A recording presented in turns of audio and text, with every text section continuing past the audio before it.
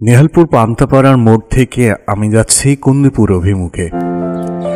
এই রাস্তাটি শর্টকাট রাস্তা, মূলত মাঠে যাওয়ার রাস্তা। এটা পান্তাপাড়ার মাঠ। এ মাটির সৌন্দর্য আপনারা ইতিপূর্বে দেখেছেন আমাদের ভিডিওর মাধ্যমে। যদি আকাশ থেকে এই রাস্তার ভিডিও করা যায় সেক্ষেত্রে অবশ্যই এটা সাপের মতো মনে হবে, ড্রাগন যে সাপ সেই সাপের মতো এঁকে বেঁকে গেছে। সারা দিন কর্মব্যস্ত থাকে এই মাঠে যারা চাষি, কৃষক সবাই।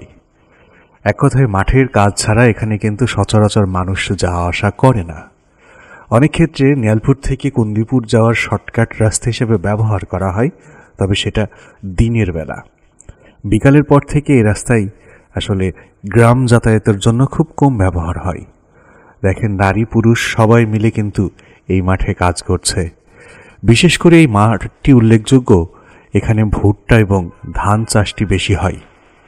গ্রাম থেকে একটু দূরে, যত দূর যাবেন ততই মনে হবে যে আপনি কোনো মাঠের রাস্তায় হারিয়ে যাচ্ছেন। রাস্তার দুপাশে খেজুর গাছ, ভুট্টার ক্ষেত, ধানের জমি, আরও কি অসাধারণ! এখন অবশ্য ধান কেটে চাষিরা সব ভুট্টা লাগানোয় ব্যস্ত। সামনের এই দৃশ্যটি দেখুন, কি চমৎকার, কি মনোমুগ্ধকর! আমাদের চুয়াডাঙ্গার প্রাণ প্রকৃতি এ যেন সৌন্দর্যের এক অপার ঐশ্বর্য।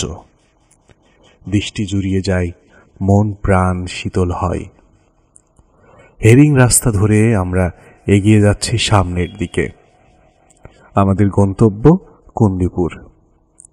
আমাদেরকে স্বাগত জানাচ্ছে রাস্তার দুপাশের খেজুর গাছ, নাম জানা অজানা ঝোপ জঙ্গল। আর এই রাস্তায় যেতে যেতে এত বাইসাইকেল কেন দেখা পড়ছে জানেন? গ্রাম থেকে কৃষকরা মাঠে এসেছে কাজ করতে, কারণ এই রাস্তাটি বেশ গ্রাম থেকে অনেক দূর।